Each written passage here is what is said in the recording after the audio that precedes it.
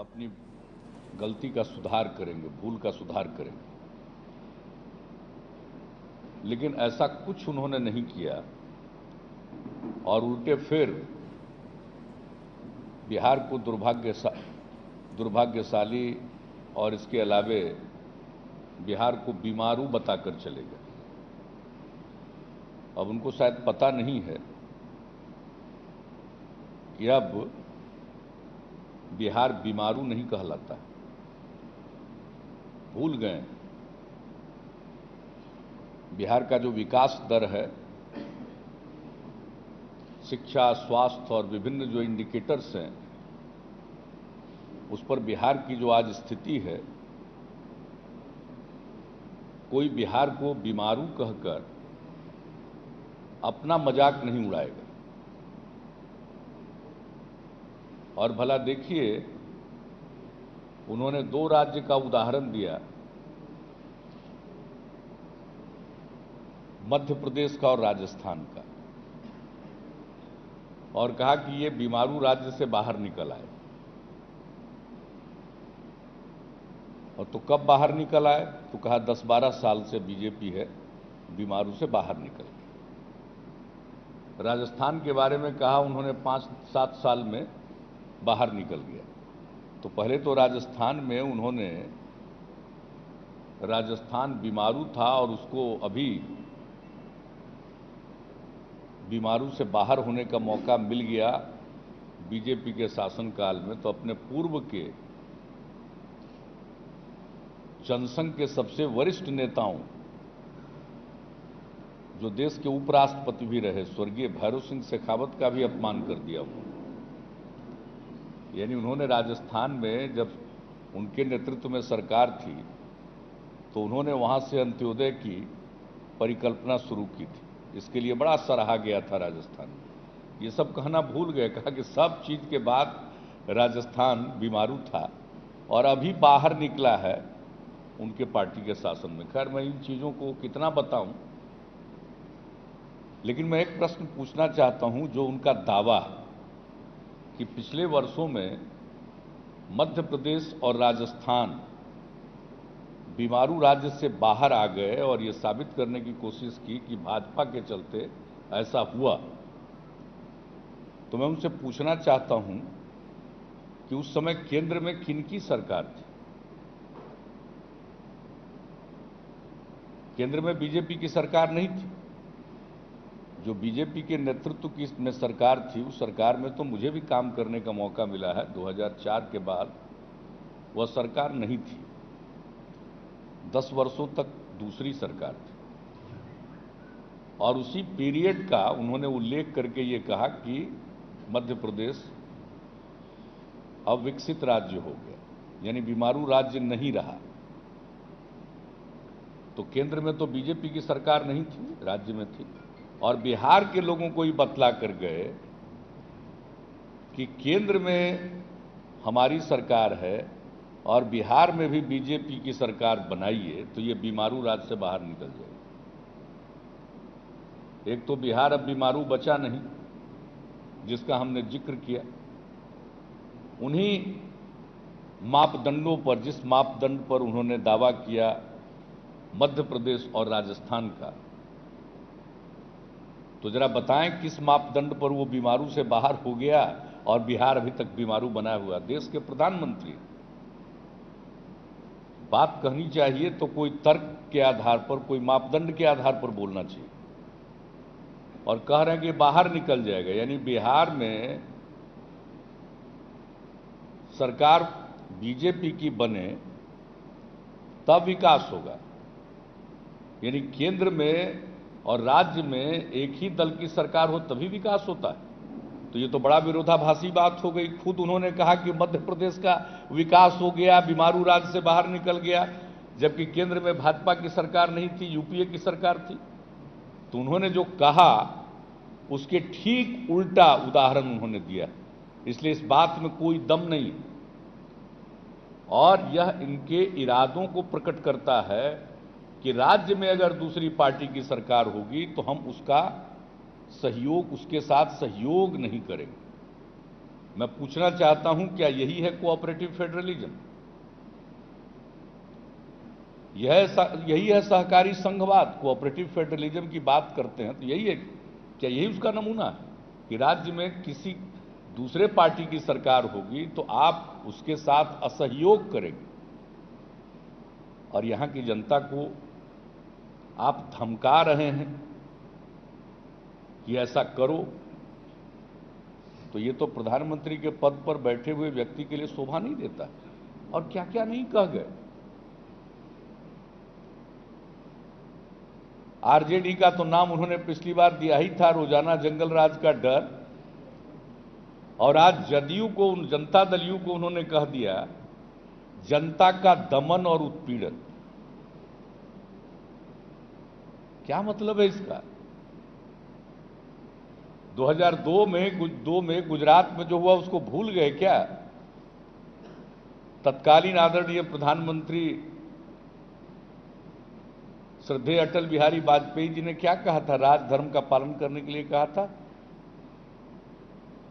ये नौबत तो हम लोगों के यहां कभी आई नहीं। कहां हुआ है जनता का दमन और उत्पीड़न? हम जरा पूछना चाहते हैं। और 15 साल का शासनकाल और फिर 10 वर्ष का शासनकाल, दोनों को जोड़ दिया है उन्होंने। मैं इसके लिए उन्हें बहुत बहुत धन्यवाद देता हूं। 10 साल के कार्यकाल में, हमारे कार्यकाल में जो उपलब्धियां हुई हैं उसको नकार कर और बिहार का विकास नहीं,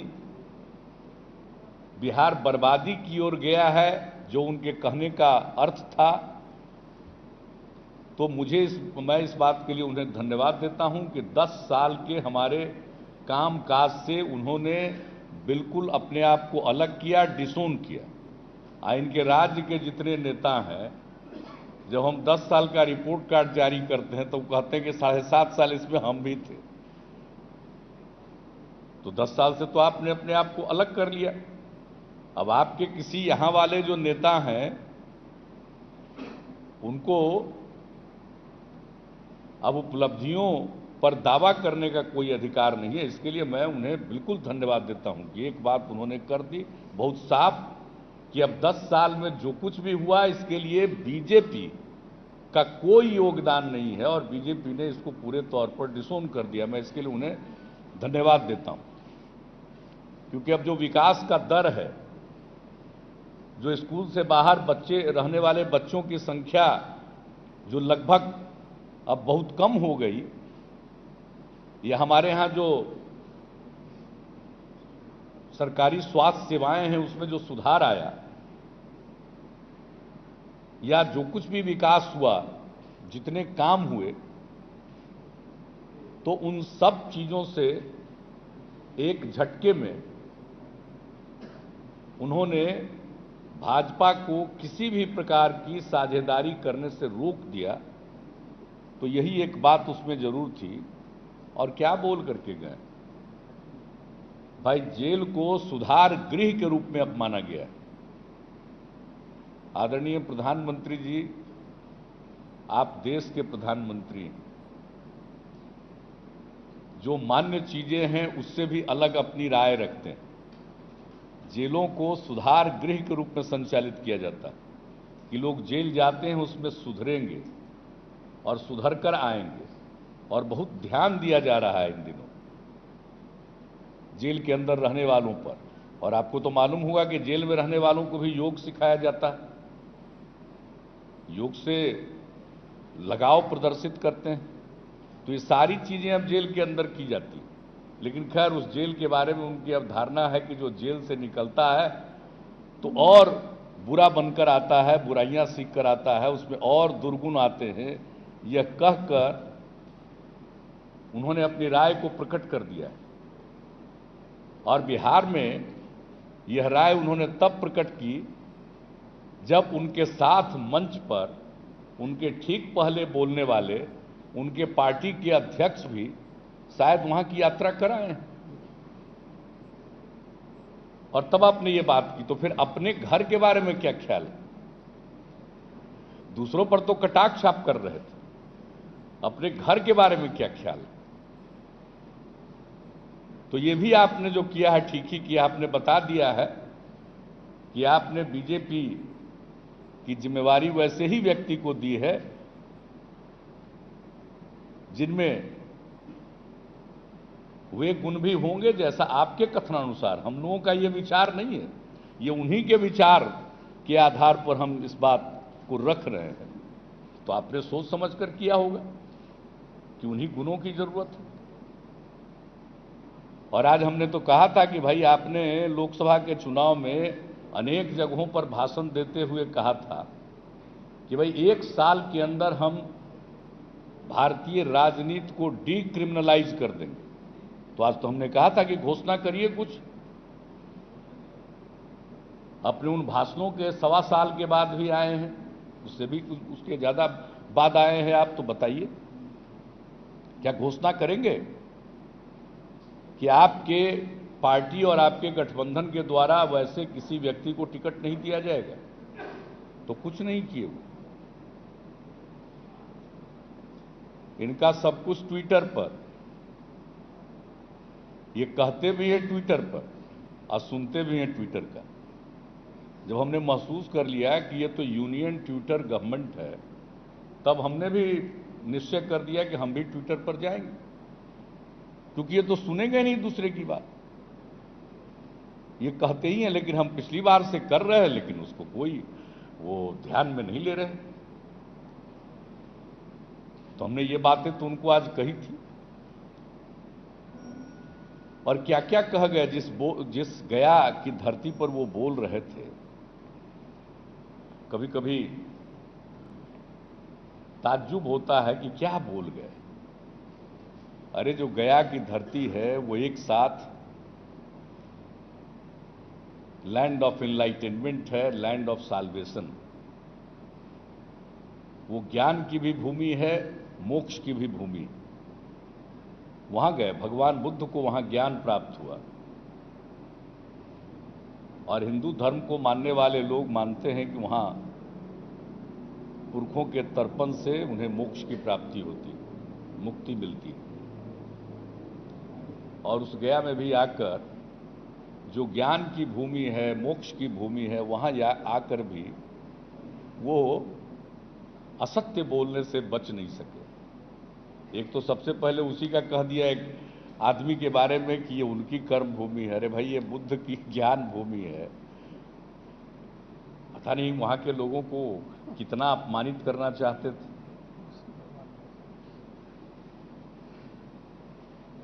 किनकी कर्म भूमि? अरे गया तो इतनी पवित्र भूमि है और इतने लोगों का इतिहास वहां के साथ जुड़ा हुआ है।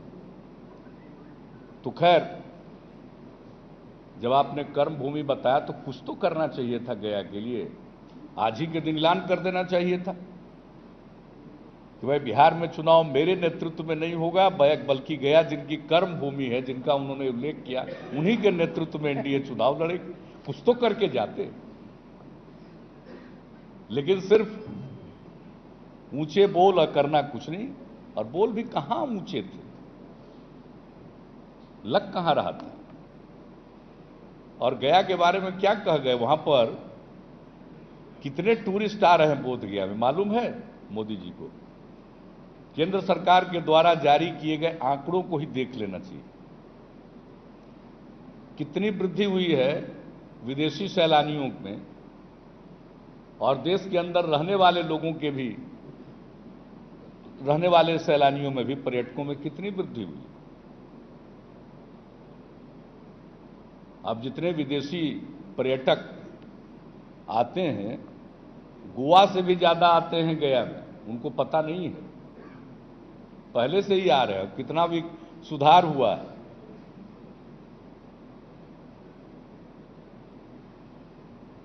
और अब तो पितृपक्ष के मेले में आने वालों की संख्या भी बहुत ज्यादा बढ़ गई।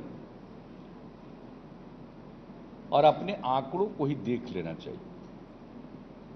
और जो कुछ भी हुआ, मैं सिर्फ याद दिलाना चाहता हूं कि परम पूज्य दलाई लामा जी आए, काल चक्र उन्होंने किया का आयोजन हुआ, उसमें उपस्थित रहे, कितने लोग आए और लोगों ने क्या कहा, वह महत्वपूर्ण है। यह नहीं कि कोई व्यक्ति आकर हर चीज के बारे में ही नकारात्मक बात कहे। बोध गया में आने वालों की संख्या बढ़ी, गया में आने वालों की संख्या बढ़ी और पहले की तुलना में सुविधाएं भी बढ़ी। अभी बहुत कुछ होना है और आप धमका रहे हैं कि दिल्ली में भी हमारे मर्जी की सरकार बनाइए, और क्या नहीं कह गए कि दिल्ली से गंगा चलती है और विकास की गंगा, और ये उल्टा लोटा लेकर यहां वाले रहते हैं। भाई हम लोगों के यहां तो प्रचलन है, लोक आस्था का महापर्व छठ होता है तो लोटा उलट करके ही अर्घ दिया जाता है, तो उल्टा लोटा से तो अर्घ पड़ता ही है, दूध से जल से अर्घ दिया जाता है उल्टे लोटे से। और दूसरी बात, आज फिर ज्ञान हुआ हम लोगों को कि गंगा दिल्ली से चलती है। भाई दिल्ली से तो कोई गंगा चलती नहीं। गंगा मैया में हम लोगों के यहां लोग छठ करते हैं, कितने लोग अर्घ देते हैं सबको मालूम, और ये कहते हैं उल्टा लोटा लिए हुए। हम तो गए दिल्ली भी, आदरणीय प्रधानमंत्री जी से मिले, सर्वदलीय बैठक के बाद जो ज्ञापन तैयार हुआ, भले ही उनके पार्टी के लोग भाग गए, नहीं आए, उनकी आदत है, और वह समर्पित किया। माननीय केंद्रीय वित्त मंत्री जी से 2-2 बार मिले, सारी बात तो कही हम लोगों ने, और बार बार आंकड़ों के आधार पर कहा कि 14वें वित्त आयोग की सिफारिशों के बाद आनुपातिक रूप से बिहार को लगभग 50,000 करोड़ रुपए का घाटा होगा 5 साल में, और बिहार को जो 12वीं पंचवर्षीय योजना में पहले से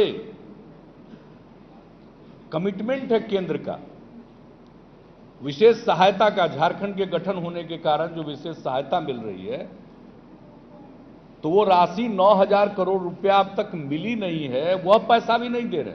नीति आयोग ने उसकी भी सिफारिश कर दी है, लेकिन वह भी नहीं मिल रहा। पता नहीं किस पैकेजिंग का इंतजार हम लोगों को करना पड़ेगा। विशेष राज्य का दर्जा तो खुद बोले थे, अब संसद में उससे मुकर गई उनकी सरकार। क्या पैकेज देंगे?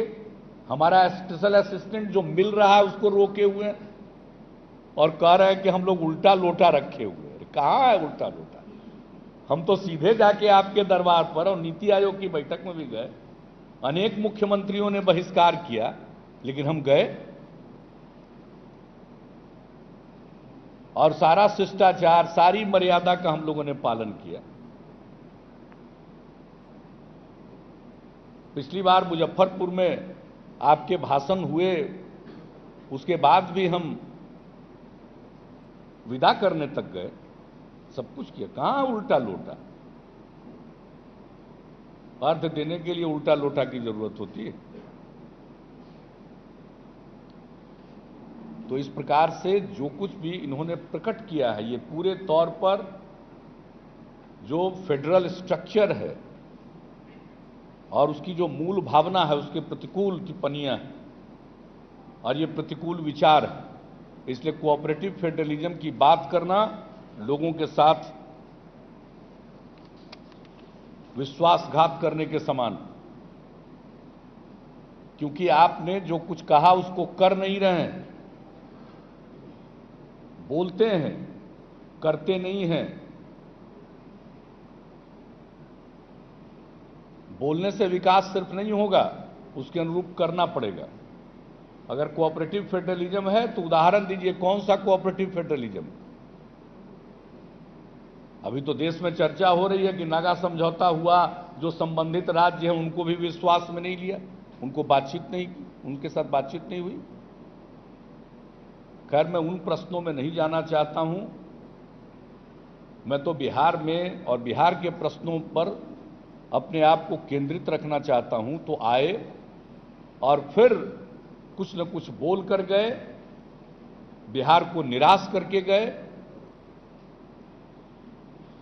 कभी डीएनए पर बोलकर गए, आज बिहार को बीमारू बता दिया उन्होंने, जबकि स्वस्थ हैं। बिहार के बिना, बिहारियों के बिना किसी का काम नहीं चलता है। इस बिहार के विकास में सहयोग देना चाहिए और जिस प्रकार की बातें कही गई हैं वह शोभा नहीं देती। और मैं उनको कहता हूं कि यह देश के इतने बड़े नेता के मुंह से शोभा नहीं देता है। आरजेडी को रोजाना जंगल राज का डर कहना और जनता दलियों को जनता का दमन और उत्पीड़न बनाना, आप साबित करिए, साक्ष्य दीजिए। एक उदाहरण दे दिया कि हमारे अपने पार्टी के एक वर्कर की हत्या के बारे में मालूम नहीं है। हत्या तो इरादतन होती है, कोई ना कोई मोटिव होता है, लेकिन हत्यारों को पकड़ने के लिए पटना पुलिस ने जिस तत्परता से काम किया भूल गए। बोधगया के ब्लास्ट की बात कही, एनआईए के पास था, उद्भेदन नहीं कर पाई थी। लेकिन जो दुर्भाग्यपूर्ण पटना में गांधी मैदान में ब्लास्ट हुआ था, उसके बाद जो कुछ भी पटना पुलिस ने किया, त्वरित कार्रवाई की और उसी का परिणाम हुआ कि न सिर्फ पटना ब्लास्ट का उद्भेदन हुआ बल्कि उसी से बोधगया के ब्लास्ट का भी उद्भेदन हुआ।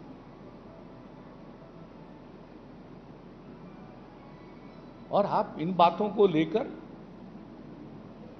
बिहार के ऊपर और बिहार में काम कर रही सरकार के ऊपर आक्षेप लगाते हैं। आज जिनकी कर्म भूमि बता रहे थे उनको हम ही बनाए थे। अब बनाने के बाद जो जो बात बीजेपी के लोग बोले हैं उस सब को साया जारी कर दिया जाएगा। क्या क्या बोले हुए, क्या क्या बोले हुए हैं 9 महीने के दौरान, क्या नहीं कहा है इन लोगों ने, इनके नेताओं ने, वो सारी बातें जारी कर दी जाएंगी। तैयार रहिएगा। जो भी कोई बात कहता है वो बात रह जाती है। मुंह से निकला हुआ शब्द लोगों के जेहन में पड़ा रह जाता है। और अब तो जिस प्रकार की दुनिया है, इसमें जो कुछ भी आप बोल रहे हैं एक एक चीज रिकॉर्डेड है, बचकर कहां जाइएगा। हमने तो दिखा दिया, फिर बिजली का छेड़ रहे थे, फिर बिजली का छेड़ रहे थे कि मैंने चुनाव में कहा था। आदरणीय प्रधानमंत्री जी, जरा एक साक्ष्य दीजिए कि मैंने चुनाव में कहा था। मैंने पहले भी सुना दिया था, फिर सुनाइए जरा सा मेरा बिजली वाला। मैंने 15 अगस्त 2012 को पटना के गांधी मैदान में स्वाधीनता दिवस के अवसर पर झंडोत्तोलन के बाद क्या कहा था वही कहा है। और मैंने तो कहा कि इसके अलावे जो कहा है जरा सामने लाइए, कोई प्रमाण दीजिए। है कोई प्रमाण, है कोई फुटेज, कोई ऑडियो, कोई विजुअल, कोई ऑडियो विजुअल, कुछ भी है प्रस्तुत करिए। आपने कहा, मैंने कब कहा?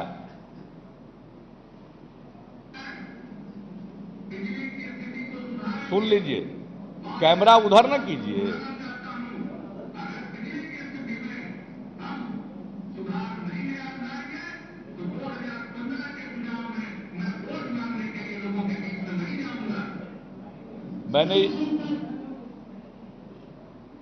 मैंने यही कहा था। और आज वाला भी है क्या? नहीं, इसके आगे क्या सुना रहे थे दूसरा?